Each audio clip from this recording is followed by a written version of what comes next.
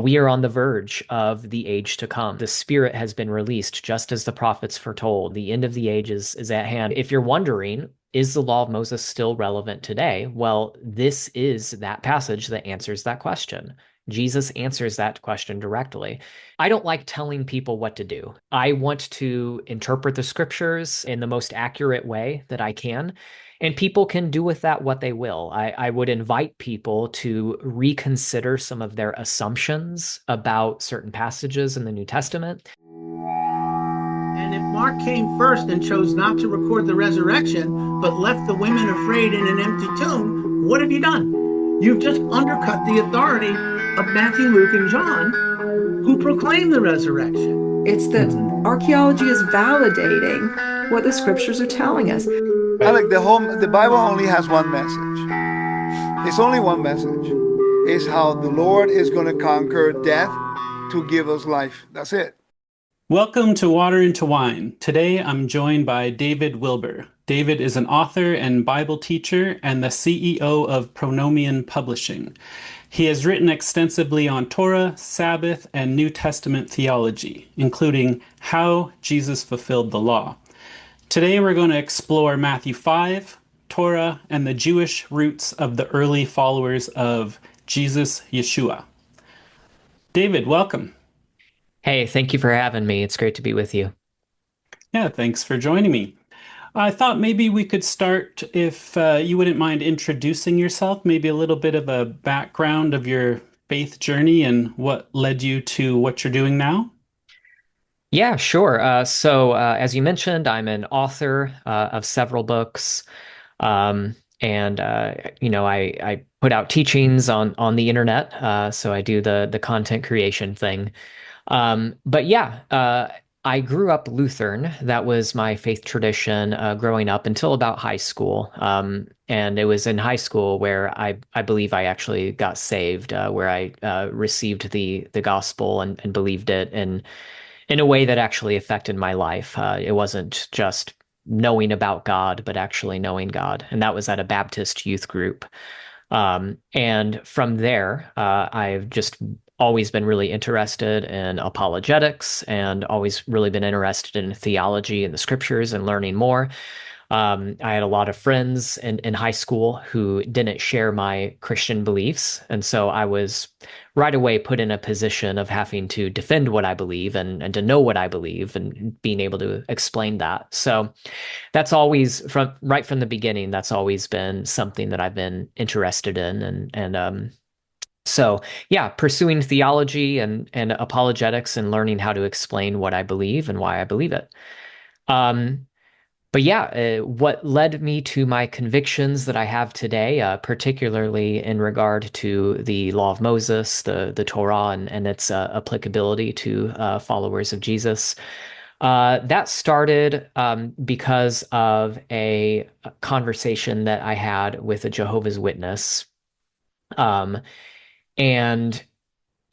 Jehovah's Witness came to my door and kind of challenged some of my beliefs. And I didn't really know anything about Jehovah's Witnesses at the time, except that they were wrong.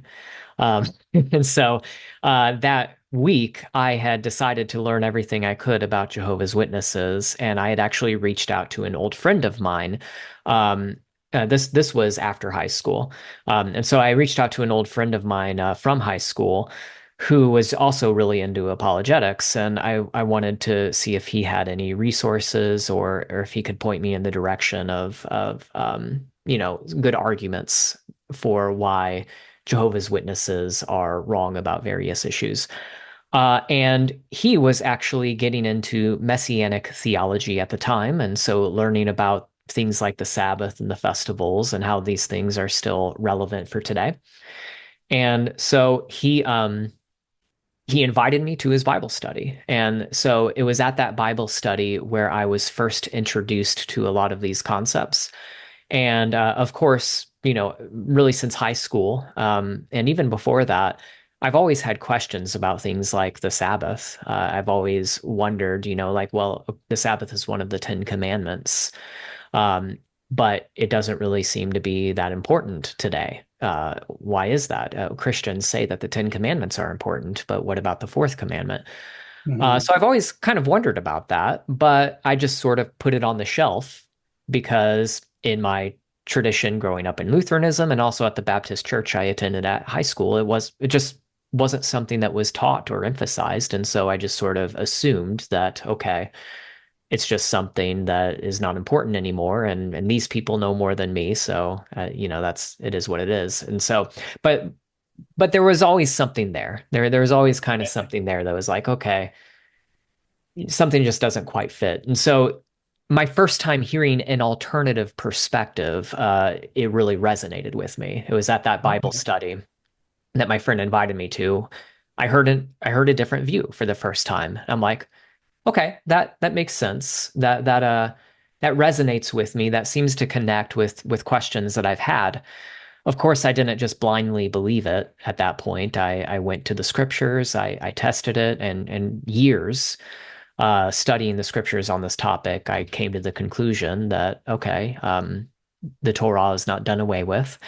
The law of Moses is still relevant. Things like the Sabbath and the festivals and the food laws, these things are still relevant to us. And so I've been on that trajectory ever since. Okay.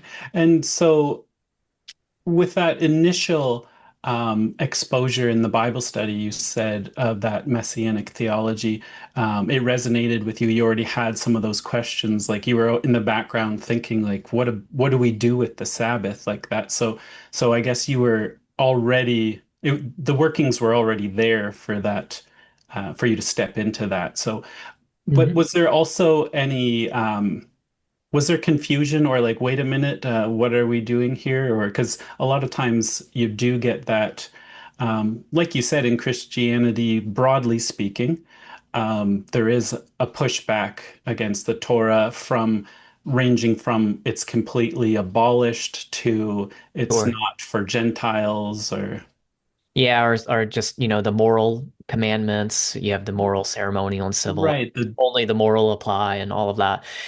So yeah, there's a range of different ideas. Yeah, I was definitely confronted with all of those different perspectives early on. And of course, I was familiar with the Bible too, and so I had my own questions about certain passages in the New Testament, from, like Colossians 2, where Paul says, let no one judge you with regard to new moons, festivals, Sabbath, and so on and so forth. And so, yeah, those were questions that I was confronted with, objections that I was confronted with. And so, like I said, it wasn't something that I just kind of blindly accepted. I did challenge these beliefs that I heard, this alternative perspective, and it was several years really studying the issue, and going back and forth between, my friend who was teaching a lot of this messianic theology, and then also, you know, other people in my life, my family and friends that were challenging those beliefs, and going back and forth and studying on my own. And so, yeah, I just finally came to the conclusion that pronomianism is more biblically accurate. It seemed to be a more exegetically sound conclusion from the scriptures, and that doesn't mean that there aren't difficult passages that could Mhm. be interpreted in a way that conflicts with that view. But I think that the stronger position is the pronomian position, and that those difficult passages can be reconciled with that view, in a way that is more reasonable than the alternative. Okay. So with pronomian Christianity, would you be able to define the terms and kind of unpack that a little bit for us? Yeah, so basically, it's just Christians that believe in pronomianism. And so I know that doesn't really help, but I don't think of it as like some sort of denomination or movement or group. Right. I mean, there is certainly a movement of believers, very, very diverse movement of believers in all sorts of congregational settings and denominations that are embracing a pronomian orientation toward the scriptures, or a pronomian posture toward the scriptures and reading the Bible. So there is a movement, but I don't define that movement as pronomian Christianity. So pronomianism, the best way to understand it is to contrast it with antinomianism. Antinomianism is a more familiar term to people. It just means against the law, and it is a doctrine or a viewpoint, an orientation toward the scriptures, a reading of the scriptures that views the law negatively and views it as irrelevant. I think Encyclopedia Britannica defines it as the doctrine. I'm paraphrasing, but it's like the doctrine that Christians are free from their obligation to obey the law of Moses, and so that's it. And so that is kind of the perspective. And then pronomianism is the opposite of that. It's very simply, very broadly, the perspective that Christians are not free from their obligation to obey the law of Moses, that the law of Moses is still relevant, that it still applies. And so most Christians today would not be antinomian per se, right?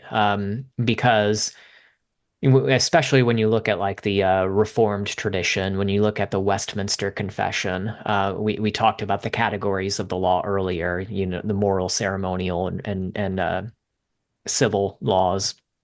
So that's an old tradition going back centuries. And that's in the Westminster Confession. You have the Westminster Confession affirms that the law given at Sinai, represented in the Ten Commandments, the moral law, that is valid, that it for all time, that it applies to all people. It even says the Sabbath is a moral commandment given for all time, albeit they reinterpret the Sabbath as changing to Sunday. They say from the time of the resurrection it's changed to Sunday, but they even view the fourth commandment, the Sabbath commandment, as something that is obligatory for all men for all time. Okay. They view it as part of the moral law. So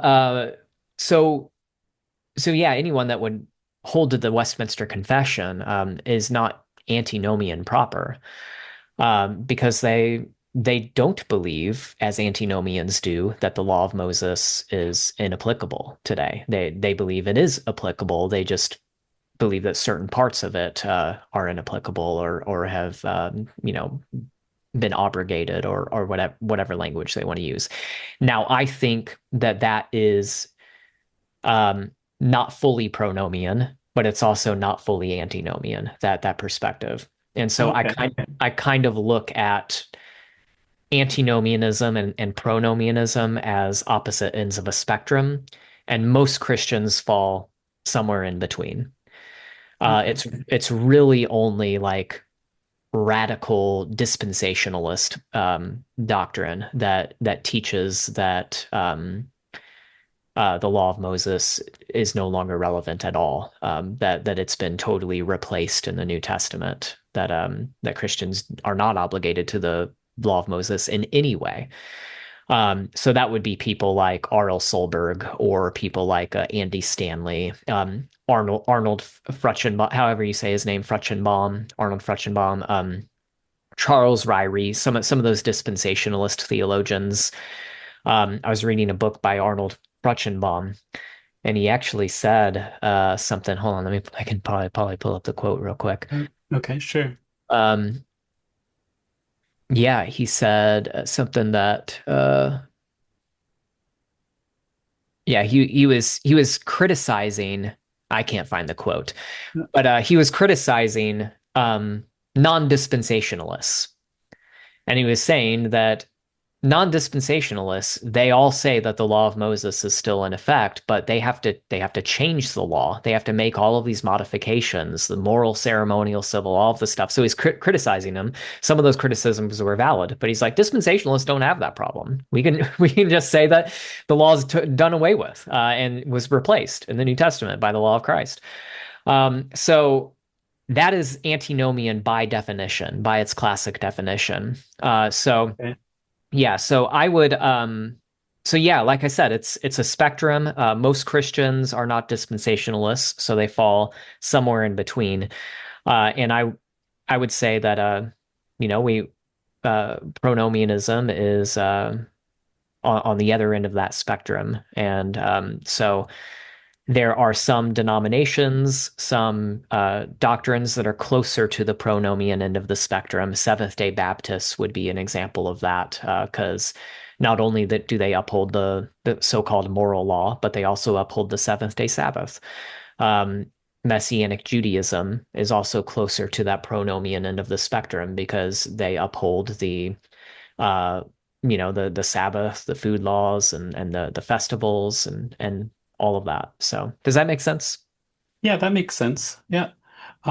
So now some of that maybe we can unpack as we're going. I think a little bit later we could talk a little bit of that historical, the movement Mhm. that came out of Judaism, which is Christianity, right? Or the Jesus movement.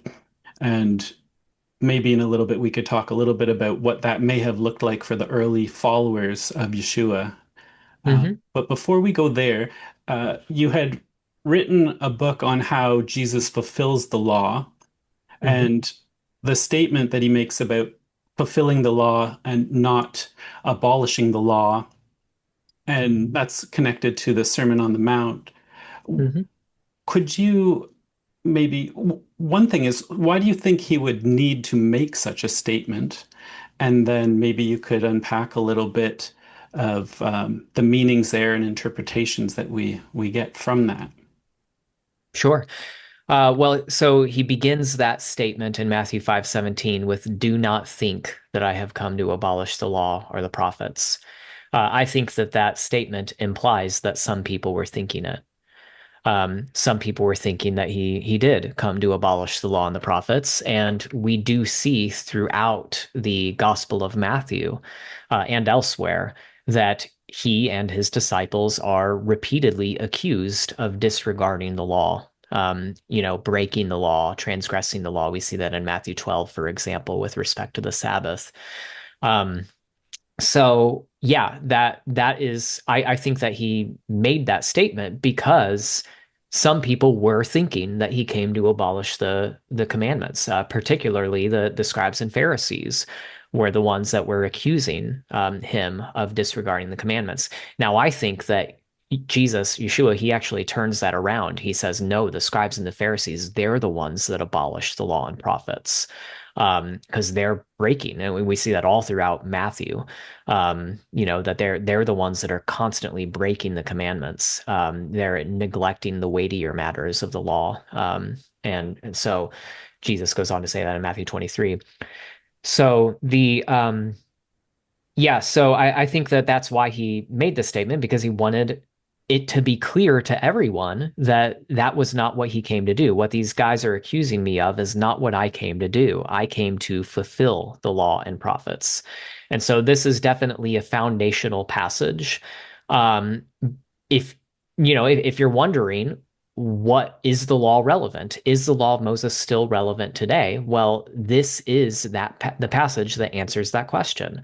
Jesus answers that question directly.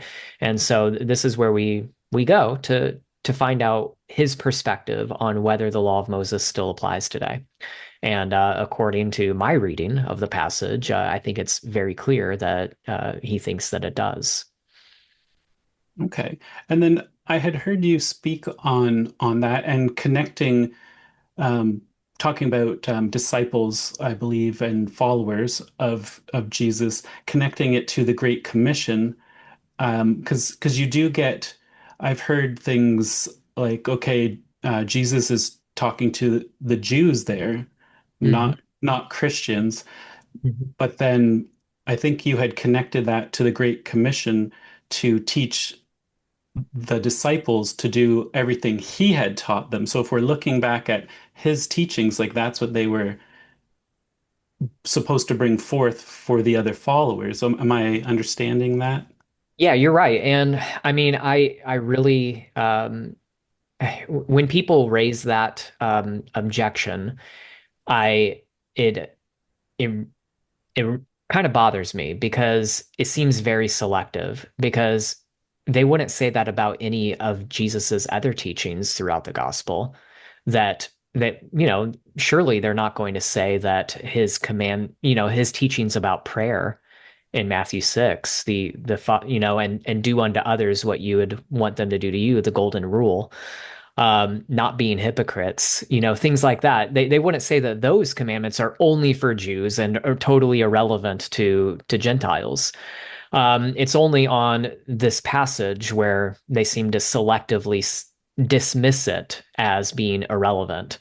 But as you pointed out, yeah, in Matthew 28, Yeshua gives the Great Commission, and he says that you are to teach the Gentiles to observe everything that I commanded you. And that would include his teachings in the Sermon on the Mount.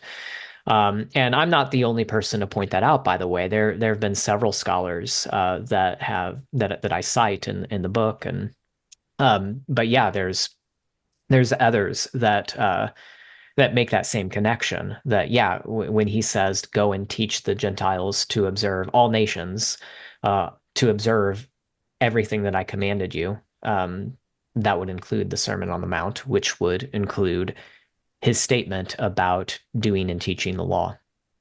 Okay. Mhm. And uh, then when we get to the death, burial, resurrection of the Mhm. Messiah, and then you have in Acts, you have Gentiles where Peter's visiting that receive the Holy Spirit.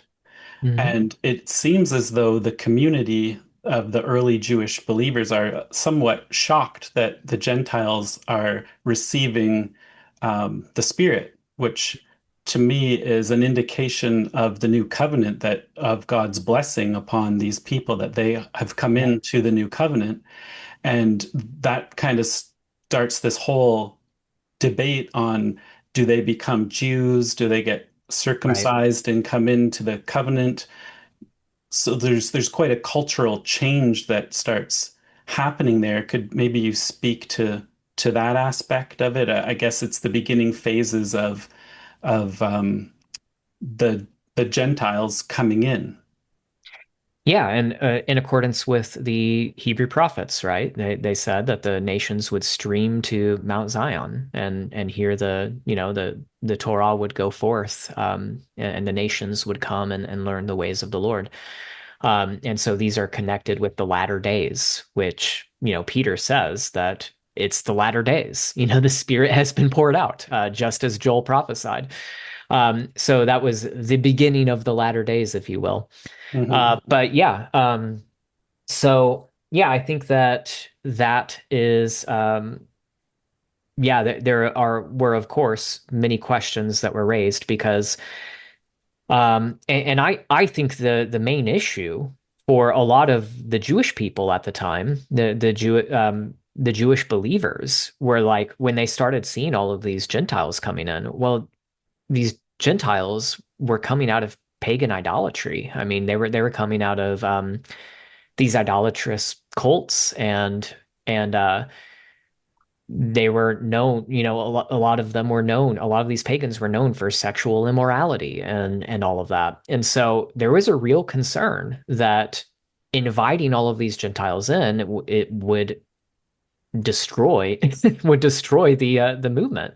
You would have a and then also that might influence Jews themselves to start abandoning the ways of God. We see that in Acts 21, right? When Paul visits James in Jerusalem, and James is like, hey, there's many thousands of Jews that have believed the gospel and they're all zealous for the law of Moses, but there's this rumor going around that you are teaching them to forsake Moses.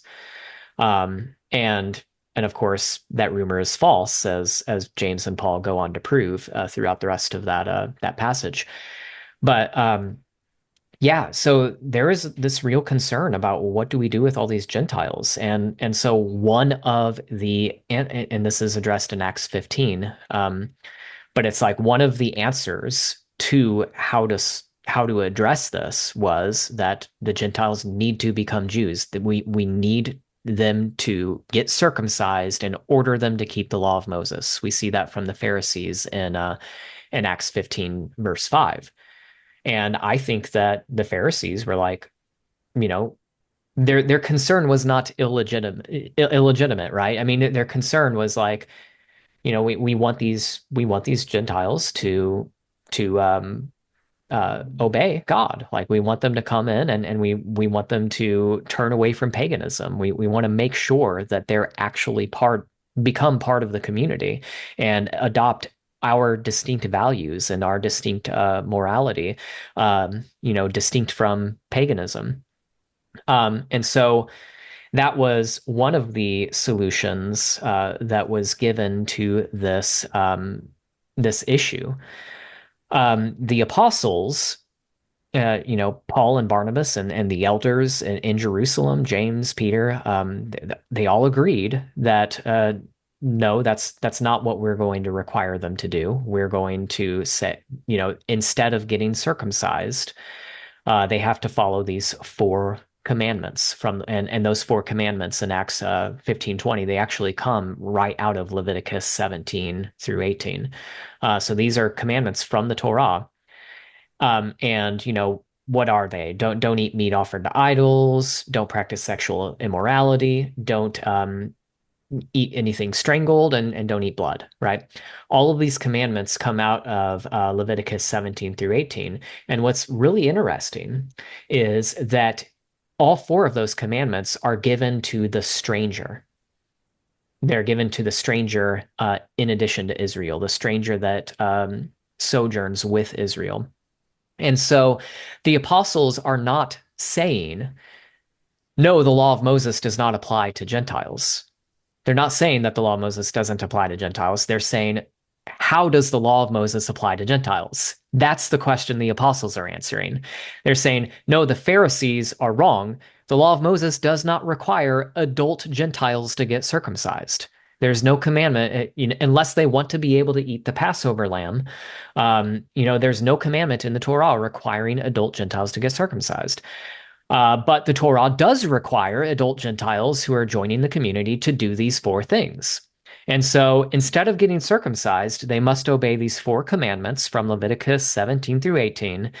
And then in verse 21, it says, for Moses is proclaimed in every city, every Sabbath, right? And so I take that to mean that the apostolic decree, those four commandments are like an invitation to Torah observance for Gentiles, that they, instead of circumcision, they obey those four commandments. And instead of being ordered to obey the entire law of Moses all at once, they come to synagogue every Sabbath and they hear the law of Moses proclaimed, and they learn more as they go along. And that interpretation of verse 20 regarding the four commandments coming from Leviticus 17 through 18, that's widely accepted within scholarship. My interpretation of verse 21 is a little more disputed, but I think it makes the most sense because obviously more commandments than just those four. The Gentiles believers were expected to obey more commandments than just those four. We see that in both the Old Testament and the New Testament. In the New Testament, Paul applies many other commandments to the Gentile believers. Romans 13, he tells them to obey 4 of the 10 commandments, and he tells them to obey Leviticus 19, right? Love your neighbor as yourself.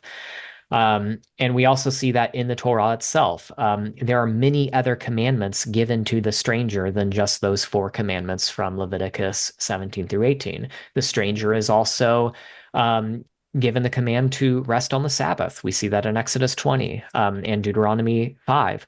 They can also participate in the festivals. We see that in Deuteronomy 16.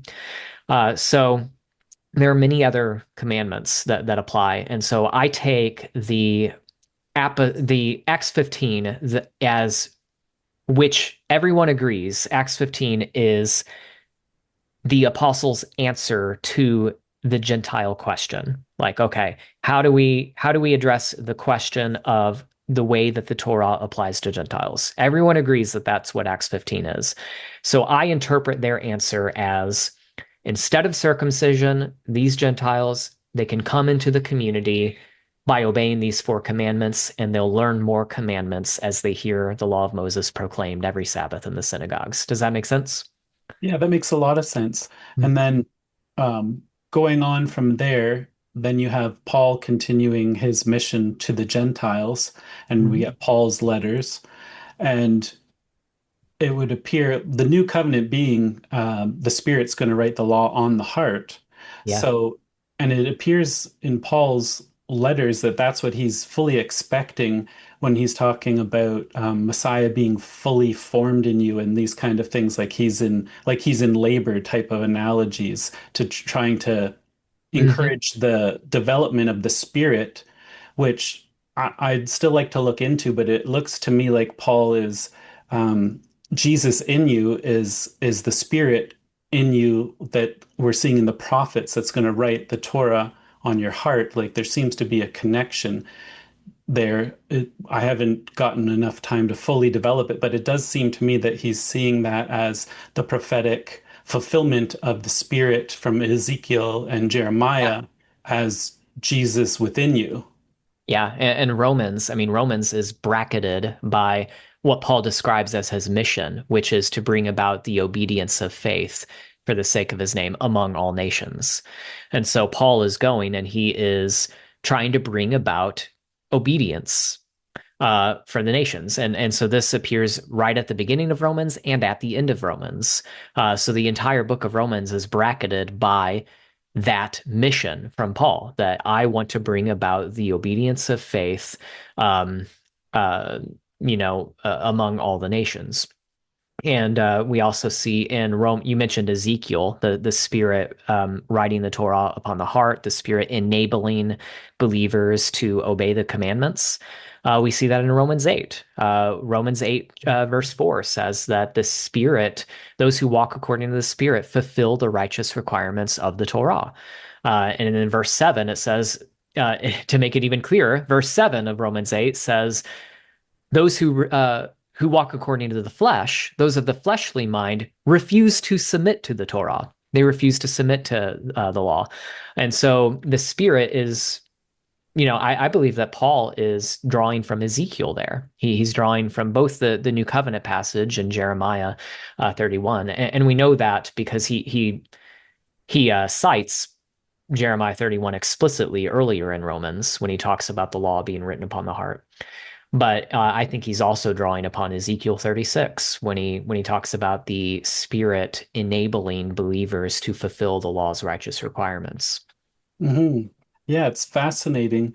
It often, I guess, gets looked at as though a new movement or even to the point of a new religion being birthed, when if we back up and look at the scriptures that the early, the apostles were reading themselves, it really seems to look like they're seeing that this is the kingdom age and the Messiah Yeah, has come, the Spirit has come and been poured out, and sure. they're looking at the prophets to what it should look like, and it does match up when you align it that way. Yeah. Yeah, and this is all within Judaism, so it's not like they're I mean these are the Hebrew prophets that are declaring these things. And so the apostles, they're looking at what is happening with all of these Gentiles coming in, and they're looking at this as the fulfillment of the Hebrew prophets, the fulfillment of what the Hebrew prophets declared would happen in the latter days. And so this is all they viewed this movement as happening within Judaism, not as something they looked at themselves as a sect within Judaism, a messianic sect that has come to the realization of the truth of what is happening right now. Like we are on the verge of the age to come, and the Spirit has been released just as the prophets foretold. The end of the age is at hand, right? And so they yeah, and so these are Jewish messianic prophecies. These are Jewish. This is Jewish eschatology, um, and so it's not some separate religion or some separate you know Jesus creating a new religion out of nothing. So that did happen later, obviously. We know that Christianity and Judaism, as we know them, did part ways later in history. But in the first century, it wasn't looked at that way. Okay, and so with that, maybe you could briefly touch on what that maybe looked like, that untangling of the two emerging as separate things, where and how do we know that historically that they were more intertwined than we might think now looking back without having the doing the deep dives ourselves into seeing what really happened? Yeah, so I mean, I think the book of Acts is a really great starting point. I mean, what we see in the book of Acts is well, starting at the end of Luke, because Luke is the author of both Luke and Acts, and Acts is kind of like the second volume. So it's really Luke Acts is all one volume in two parts, or one book in two parts. And so, but at the end of Luke, right after Yeshua's ascension, it says that the disciples were in the temple every day, worshiping God. And we see this also repeatedly throughout Acts. In Acts 2 and Acts 5 says that they were every day they were in the temple worshiping God. We see them celebrating the festival of Shavuot in Acts 2. We see Paul going to the synagogue every Sabbath, ministering to both Jews and Gentiles in attendance. And a lot of the people in those synagogues formed synagogue subgroups, like what we see in Acts 18. When they got kicked out of the synagogue, the believers, they went next door and they formed their own synagogue subgroup. And the one of the the leaders of the synagogue came with them, and so there was still very much a Jewish character of the movement and what they were doing, and we know this same community in Corinth, in the book in Acts 18, is who Paul writes to, right? And in First Corinthians, and what does he say to them? He tells them to keep the feast of Passover in First Corinthians chapter 5. He expects them to know when Pentecost is, because at the end of First Corinthians, he talks about, how he's going to stay in Ephesus until Pentecost. And so their plans are structured around the Jewish calendar. Um, so yeah, so we know that they're still observing these things in the first century, that they're still considered within Judaism, both Jews and Gentiles, the Jewish believers as well as the Gentile believers that joined them. And when you read Acts, most of the Gentiles that come to faith in the Messiah, when you just read Acts, what you see, and there's some exceptions to this, like in Acts 17, when Paul, is in Athens, right? But in most of the time, the Gentiles who come to faith in the Messiah were already attending synagogue services. They were already part of the synagogue communities and already learning the law of Moses. And so they're the ones that are most often coming to faith in the Messiah. And when James says in Acts 15:21, for Moses is proclaimed every Sabbath in the synagogues, I think that that's the expectation that implies an expectation that these Gentiles who are already meeting in synagogues would continue to do so. They would continue meeting in synagogues and hearing the law of Moses proclaimed. So later, what happened later is, I think, not motivated purely. The separation between Judaism and Christianity was not due primarily to theological factors.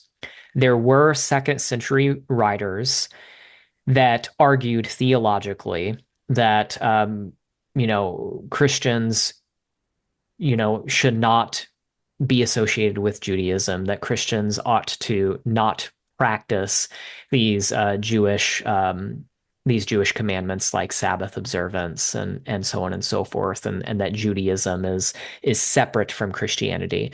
We see that with Ignatius and others. So there were early Christian writers in the second century that were making a theological case for this separation.